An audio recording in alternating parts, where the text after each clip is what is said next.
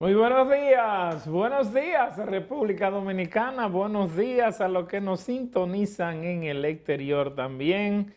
Hoy es jueves 20 de enero del año 2022. En el aire matinal, señoras y señores, buenos días, don Percio Maldonado. ¿Y Errol, qué tal? ¿Cómo Amanece? andas? Muy bien. Bien. Amanecimos con una pequeña lluvia que ¿Así? parece auspiciadora de posible lluvia en el día de hoy. Y el día está medio gris, Bueno, todos estos días han estado sí, buenos, está no, fresca la me temperatura parece muy también. bien. Ojalá que permanezca así por un tiempecito. Vamos a ver. Así es. Qué bueno. Bueno, muchos temas. Bueno, ayer yo vi que el presidente Ayer. trae un periódico, un titular que me llamó poderosamente la atención. Hoy. Sí, que ¿Cuál? dice, el presidente Abinader dice, hemos venido a conquistar a los españoles. Cambiamos la baraja. Le cambiamos la baraja, lo único que de manera diferente. Aquellos vinieron fue a invadirnos, a neutralizarnos por espejitos. Nosotros no, nosotros estamos ofreciendo cosas. A veces cuando yo voy a España y alguna gente me pregunta, ¿y de dónde tú eres? Y yo digo, del mejor invento español.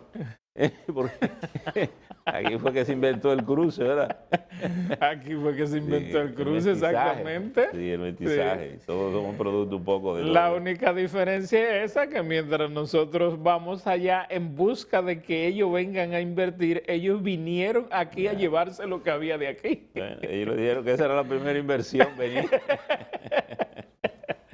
Y trajeron el lenguaje, trajeron todo. Nah, pero yo pienso que la verdad es que parece ser que la Feria Internacional de Turismo que se está efectuando en Madrid, España, ha sido muy, o es por lo bueno, las informaciones que se han suministrado, por los datos que se han dado, por los contratos y acuerdos que se han llegado, evidentemente que ha sido un éxito y eso hay que celebrarlo porque sin lugar a dudas, siendo el turismo en la República Dominicana uno de los puntales de nuestra economía, el hecho de que tantos inversionistas extranjeros, tantos empresarios, gran parte de los representantes del turismo de Europa se hayan reunido y hayan concitado la atención de la República Dominicana en esta feria, dice mucho. Ayer el presidente Abinader inauguró esta feria junto con el rey Felipe VI. Y nada, lo que esperamos es que realmente después de estos acuerdos, estos contratos, de todo este tipo de conexiones se mantengan y que dé buenos resultados. Vamos a saludar a Laura Castellanos. Buenos días, jóvenes. ¿A Laura? ¿Están? Buenos días, Laura. ¿Nació bien? Todo bien, gracias a Dios, viendo las imágenes de la feria y la verdad es que tenemos todos que vernos en el propósito de que el turismo continúe creciendo en el país. Creo que Fitur siempre es un escenario para conjugar todos esos intereses públicos, privados, los medios de comunicación, y ahí se ve claramente cómo todos trabajan en la misma línea, así que ojalá que el turismo siga ese proceso de recuperación. Fitur aparentemente este año, según estuve leyendo, va a tener incluso una importancia más marcada que otros años, porque otros eventos turísticos mundiales, incluyendo el que se hace en Alemania, por el tema de la pandemia van a tener un espacio más reducido o no se van a realizar.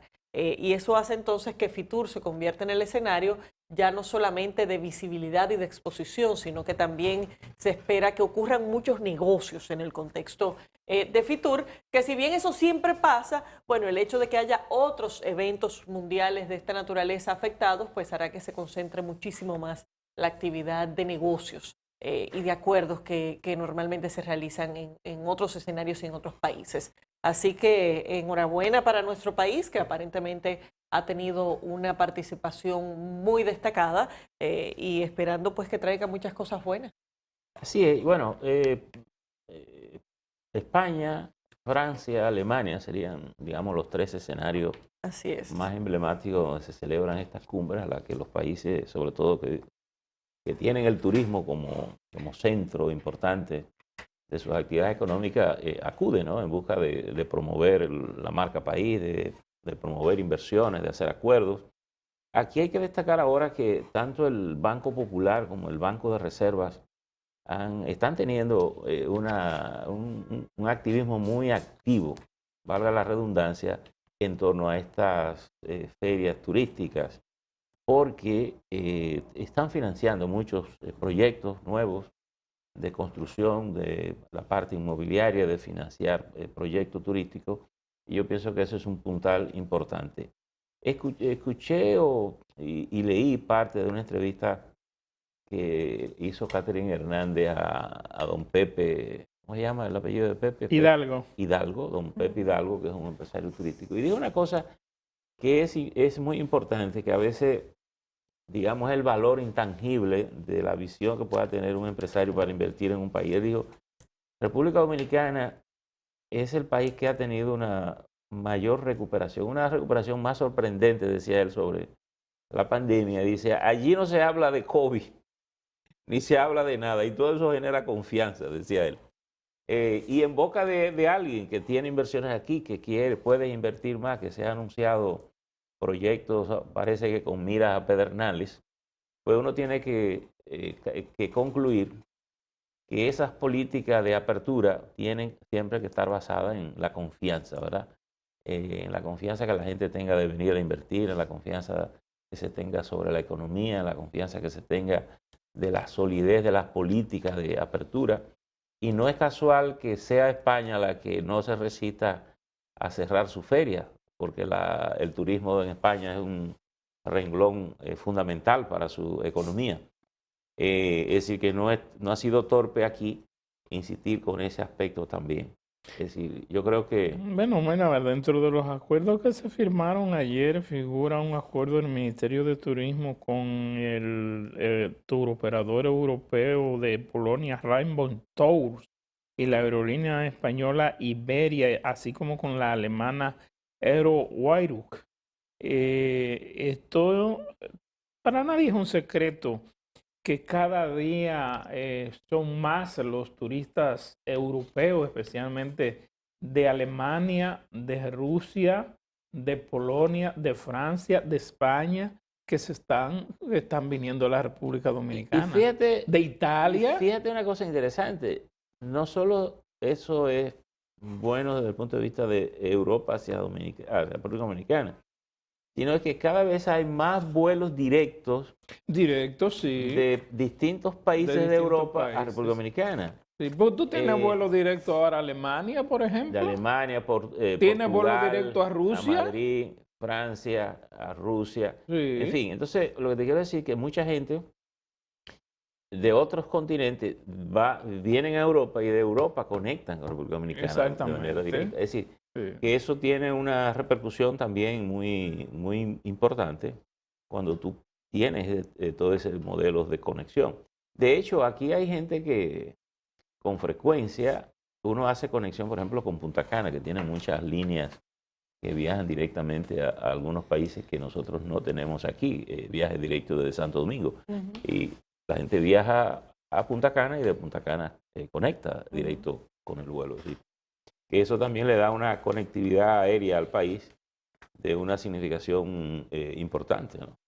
Y que es un aspecto muy fundamental, no solamente dentro de la logística turística, sino que eso impacta también la logística comercial y de exportación de los países. Y de vínculo que tú tienes cada vez más fácil accesar al país y más fácil salir del país, ¿verdad? Los vuelos directos son un indicador muy claro de esa conexión a nivel internacional que facilita la circulación de personas, de capitales, de mercancías, y definitivamente nuestro país ha crecido mucho en ese aspecto. El aeropuerto de Punta Cana en este momento es el más activo del país desde ese punto de vista, con la mayor cantidad de vuelos directos, y eso es una tremenda ventaja. Y el hecho de que la distancia también se haya reducido con la construcción de la autovía, pues también permite que, independientemente de que estemos hablando del extremo de la región este, 2 horas de distancia no es significativo, y muchas personas cada vez más aprovechan y toman sus vuelos desde Punta Cana y llegan por Punta Cana. 2 horas para los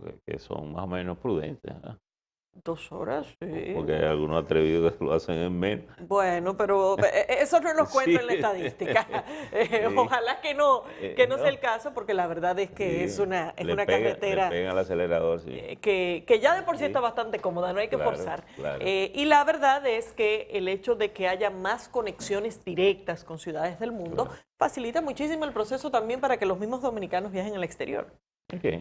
Bueno, hay otros temas. El presidente desde allá habló de un tema que ha estado muy candente aquí, que es el famoso contrato de fideicomiso sobre Punta Catalina. Y creo que era Laura que mencionaba en estos días que el gobierno había tenido una deficiencia importante en comunicar, ¿verdad? El contenido, el propósito, la justificación que tenía para usar ese modelo de manejo para la gestión de Punta Catalina. Sin embargo, el presidente se refirió al tema y dice, aclarando que Punta Catalina no se va a vender, que seguirá siendo propiedad del Estado, y dio una serie de informaciones importantes que yo creo que en esta coyuntura desgraciadamente han llegado al revés, ¿verdad? Debieron venir antes todas estas explicaciones, pero el gobierno ha tenido que darlas justamente cuando le han caído muchísimas críticas. Bueno, el problema es el contrato, es lo que dice el contrato. Sí, bueno. No es las aclaraciones que se hayan hecho, porque las aclaraciones han sido de que el Estado Dominicano va a seguir siendo el dueño absoluto de Punta Catalina.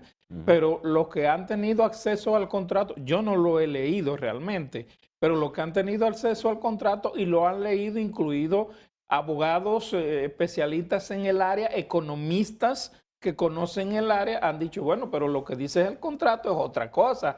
Lo que dice sobre la base del impuesto sobre la renta y sobre todo lo que el mecanismo de administración y de dirección de la empresa como fideicomiso a través del Banco de Reserva, te da durante 30 años la autoridad al sector privado sobre ese bien. O sea, ahí es donde está el asunto. Bueno, sobre miren, la gestión. Porque, exactamente, porque sí, la renta es del Estado. pero cuando tú eres que va a gestionar y va a dirigir y va a trazar toda la pauta, ¿quién es que administra? No, el que administra es el que está encargado de administrarlo. Entonces, Es como si vamos a estar claros. Una cosa es que tú quieras mantener el bien como del Estado, pero otra cosa es que en el contrato que hay o en el proyecto de contrato que hay en el Congreso diga cosas como las que han estado saliendo a relucir. miren, hay informaciones distorsionadas que han estado saliendo y hay informaciones que sí son de preocupación en el contexto. Y hay una mezcla de cosas que el mismo gobierno no ha hecho un buen trabajo explicando. Y de hecho, el gobierno ha asumido de entrada que la figura del fideicomiso de por sí tiene que ser asumido como un buen vehículo para este tipo de temas.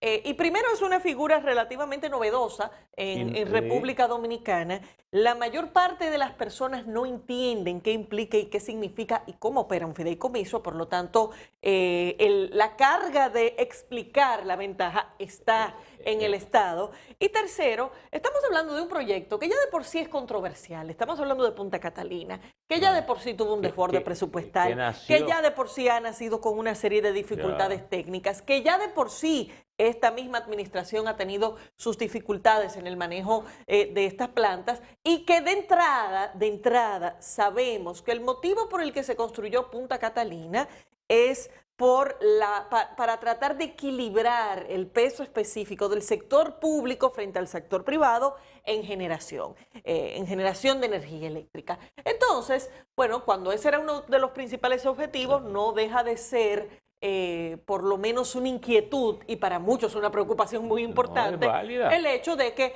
bueno, pero ¿para qué hice Punta Catalina si al final lo voy a entregar a gestores privados? Porque definitivamente, y eso no tiene que ver con el fideicomiso, se lo estamos entregando en gestión, sobre todo a la cabeza, a un empresario del sector eléctrico, a un dirigente empresarial de mucho tiempo, que si bien también ha asumido funciones en la vida pública, no deja de tener sus raíces profundas en el sector privado, que es el señor Celso Marrancini, lo cual no lo descalifica de ninguna manera, pero cuando se analizan los objetivos por los cual existe este proyecto, empiezan algunas inquietudes. Ahora, el tema de que no se pueden remover no es cierto. Hay mecanismos para que se puedan hacer cambios en el Consejo. El tema de que es una privatización automática tampoco es cierto. Ahora, ¿qué sí es de preocupación? Bueno, que el fideicomiso permite que haya beneficiarios que se puedan agregar a futuro. Y por la misma dinámica de este mecanismo implicaría que para agregar otro beneficiario, que no es exactamente un dueño, porque no es la forma en que funciona un fideicomiso, pero podemos agregar otra persona que se beneficie de toda la rentabilidad que se genere allí, pues eso no tendría que ir al Congreso Nacional. ¿Por qué? Porque por la dinámica particular del fideicomiso, ya el Congreso habría aprobado esa serie de reglas que están ahí plasmadas, y que por lo tanto, eso, si en algún momento el Estado, dígase, el Poder Ejecutivo, decidiera agregar un beneficiario en los términos que fuera, ya eso no tiene que volver al Congreso Nacional. E independientemente, insisto, que eso no significa que se está privatizando Punta Catalina, sí sustrae del espectro de las decisiones que le tocan al Congreso Nacional la inclusión eventual de algún tercero que esté interesado en esas plantas. Eso tiene su importancia. A mí me da la impresión de que el gobierno lamentablemente ha tratado este caso, o por lo menos las informaciones que tienen que ver con Punta Catalina, como trató el tema aquel cuando metieron en un párrafo dentro del presupuesto la venta de la empresa de generación hidroeléctrica y otros activos del gobierno en el área eléctrica, y después por la bulla, como dicen, que causó, entonces tuvieron que echarlo hacia atrás y dar una explicación más clara. Las presas. Me parece igualito, me parece lo mismo. Es posible. Bueno, pero aquí hay una decisión de gestión. Y yo le voy a decir a ustedes una cosa, esa planta han tenido desde el gobierno pasado el propósito de convertirse en una empresa individual de cotizaciones de bolsa. El gobierno actual, y porque el presidente en España volvió y tocó, antes de hablar ayer de Punta Catalina, volvió y habló de la alianza público-privada. El gobierno se ha confiado mucho en esa postura como forma de recuperación económica, y el fideicomiso, como dice Laura, es muy novedoso. Es novedoso porque es nuevo aquí. Aquí, porque en otra parte del mundo. Claro, y de aquí se trae un poco de Colombia, la experiencia que ha tenido Colombia. Y Colombia usa mucho la figura del fideicomiso para generar negocios privados, públicos, en fin. E incluso he dicho que Colombia lo ha estado usando hasta como una forma de combatir la corrupción. Por ejemplo, si tú haces una carretera en Colombia, tú lo haces bajo un fideicomiso. Por tanto, el funcionario no te paga un banco, ¿verdad? Y el Estado pone el dinero allí para evitar el tráfico de influencia, que si tú me pagas, si yo te busco los cuartos, te resuelvo. Y Colombia se ha ayudado su economía de transparencia en ese sentido. Que no es inválido usarlo aquí, yo creo que eso también es útil. Ahora, el problema aquí es que cuando tú haces un contrato de esta magnitud en torno a una empresa que ya ha surgido con un montón de problemas de origen, tú estás generando un nivel de duda. Un montón de problemas de origen, pero ha sido una solución parcial a la situación de déficit que hemos tenido. No es una solución. Ese es el proyecto hidroeléctrico de generación eléctrica más importante que se ha construido en la historia del país. No hay ninguno. Ese es el más grande. Por tanto, esa es una obra que no tiene conflicto con el Estado. No, porque es una obra del Estado dominicano y la pagó. Quien pudo haber tenido problemas fue el gobierno que la hizo. Si alguien tuvo problemas, entonces usted coge a ese y lo machaca. Le hace lo que usted tiene que hacer. Pero usted no puede tener conflicto con la planta. La planta es suya. Y es del Estado. Por tanto, cada gobierno que venga es dueño de esa planta. Sí. Entonces, por lo menos administrador de esa planta. Parte de los problemas que el gobierno actual ha tenido con la planta fue porque muchos vinieron creyendo que la planta era de Danilo Medina. Y la trataron como eso en principio. Y votaron técnicos y votaron cosas y se generaron un montón de problemas. el gobierno tuvo hasta que sacar al administrador que tenía. Entonces, sí, cuando tú tienes una empresa, por ejemplo, esta empresa, que es una empresa privada, netamente privada, tú buscas un administrador, Gómez te pone a administrar esta empresa y te da todos los poderes para que tú la manejes. Ahora, la empresa no es tuya. Claro. La empresa es de él. Y él tendrá su mecanismo de controlar que con las cosas que tú operas aquí está dentro de la lógica de poner la empresa a sostenerla, a ganar dinero y a que sea una empresa influyente. Porque la mayoría de las empresas grandes del mundo no la manejan sus dueños. La manejan gerentes, gente que se contrata para eso.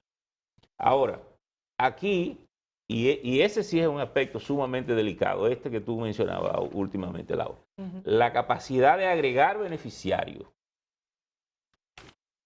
Correcto, porque ahí está como aquello de, haga usted la ley y déjeme a mí el reglamento, ¿verdad? Que yo entonces quiero después pretender poner cosas que la ley no me da, pero lo incluyo en el reglamento y por ahí se cuela. Pero que alguien del sector privado maneje una empresa pública, eso no es ningún problema. No debería serlo. Y además de este tema de agregar beneficiarios, hay otro tema que es de preocupación. Y no de preocupación, es parte de las características de este tipo de figura y para lo que se hace. La pregunta es si como país eso es lo que nos interesa y si el gobierno nos está transparentando esas intenciones, porque ahí viene el tema de nuevo de la explicación que da el gobierno de qué es lo que quiere hacer. El tema del endeudamiento. Los fideicomisos permiten generar mayor capacidad de deuda porque funcionan como una especie de garantía adicional. El hecho de que Punta Catalina esté en un fideicomiso, que es un activo multimillonario, entonces le da a ese fideicomiso mucha capacidad de endeudamiento. Endeudamiento que por las características del fideicomiso no tiene que pasar al Congreso Nacional y no va a pasar a deuda pública, sino que se mantiene en el espectro de este fideicomiso. Ahora, si algo sale mal, así como el Estado es el beneficiario, si hay algún tipo de beneficio ahí, el Estado es quien hereda cualquier deuda que quede ahí por cualquier motivo. Entonces, ahí estamos sustrayendo del Congreso Nacional otra función importante, que es la aprobación de deuda pública. ¿Por qué? Porque normalmente si Punta Catalina no estuviera siendo pasada a un fideicomiso para Punta Catalina financiarse y tomar cualquier préstamo o emitir bonos o hacer cualquier operación de esa naturaleza, eso necesariamente iría al Congreso Nacional. Pasando Punta Catalina al fideicomiso, eso queda en la decisión de ese Consejo de Administración y de quienes estén dispuestos a colocar dinero. Ahí hay una pregunta que queda en el aire. Si el gobierno invirtió $3.000 millones en Punta Catalina, la planta está produciendo la energía para la que se proyectó. Como tú dices, la obra más grande en cuanto a electricidad se ha hecho aquí. Yo pregunto, ¿cuál es el temor que tiene el Estado Dominicano en hacer una buena gerencia con esa planta? Como gobierno. ¿Cuál es el temor? O sea, el gobierno no tiene gente con calidad ni capacidad para gerenciar eso de manera eficaz. Eso dice mucho de la calidad y la capacidad que nosotros tenemos entonces dentro del Estado. Bueno, pero que al final lo está designando el Estado como quiera. No, pero aunque lo esté designando el Estado, pero no está designando funcionarios del gobierno, del Estado. Vamos a ver. O sea, es como si yo tuviera un carro y yo no puedo manejar ese carro porque yo no estoy en capacidad de manejarlo. Bueno, a ver. O sea, es una empresa en la que yo invertí, un negocio en el que yo invertí y lo voy a agarrar y se lo voy a dar a otro para que lo maneje otro. Tomando la analogía del carro, el carro de la CDE, en una parte de los gobiernos del PLD también lo manejó Celso Marrancini. Dígase que Celso Marrancini ha navegado entre las dos aguas. De hecho, el subadministrador que está planteado en el Consejo, apellido Actis, venía del Ministerio de Hacienda y también está directamente vinculado con varios funcionarios del actual gobierno. Por lo tanto, no es gente que se han sacado de un bolsillo y que ni ha hecho vida en el sector público ni son perfectos desconocidos, sino que al contrario son personas que tienen vida como funcionarios públicos independientemente de que puedan tener vínculos en el sector privado. Ahora, yo insisto, el gobierno debería explicar de una forma mucho más clara ¿Por qué ha tomado esta decisión? ¿Cuál es el objetivo que persiguen? Porque hay componentes que según el gobierno agregan transparencia. Es bueno que se eduque a la población desde ese punto de vista, pero hay otras decisiones que se sustraen del espacio del Congreso Nacional y del mismo gobierno. Hay una cosa, Laura, una de las características que ha emitido este gobierno, que ha llevado a la población completa totalmente, y el presidente lo repite a cada rato, es precisamente eso, la transparencia. Es un gobierno transparente en donde se puede confiar en los funcionarios que van a administrar. Entonces, ¿cuál es el problema de tú gerenciar algo que es tuyo? ¿Cuál es el problema? Esa pregunta. Es la desconfianza. Esa pregunta tuya tiene muchas respuestas, muchas aristas de respuesta. Sí, no, porque tiene que ver incluso con un aspecto también histórico, tiene que ver con prácticas que el Estado ha observado, porque, por ejemplo, y no quería dejar pasar esta observación que Laura hacía sobre el tema de la deuda, ¿no? Las deudas son de República Dominicana, porque el fideicomiso está montado sobre una estructura que es del Estado de la República Dominicana, que es el Banco de Reservas, que es del Estado, y que viene y que es del Estado, y el Estado lo ha manejado. Señores, tenemos muchas cosas, tenemos que hacer una pausa. Sí, pero lo que te quiero decir que tu pregunta da para tocar muchas respuestas. Muchos aspectos, pero el Estado puede ser, y ha mostrado ser buen gerente en cosas importantes que ha manejado, pero también puede relacionarse con el sector privado para buscar gerencia, transparencia y buscar productividad. Pero así mismo, porque como decimos una cosa, tenemos que decir la otra. Faltan explicaciones. Claro. Hay que decir, República Dominicana tiene experiencia positiva con fideicomisos ya al día de hoy. RD Vial, que se ha identificado como un modelo exitoso de gestión, está montado en una estructura. La primera alianza público-privada sucedió en la dictadura aquí, con el tema de la electricidad. Pero este formato institucional, esta organización como fideicomiso, ya lo hemos y lo seguimos usando. Y RD Vial ha funcionado y ha aumentado los niveles de transparencia de ese tema en particular. Entonces, yo insisto, el gobierno tiene explicaciones que dar para poder explicar por qué se toma una decisión como esta. Pero como es lógico, el gobierno a veces comete el error de hacer y explicar después. Y asumir que por el hecho de que, no sé, que la gente tiene que asumir que todo lo que hacen es positivo, y eso no es así. Y no es así.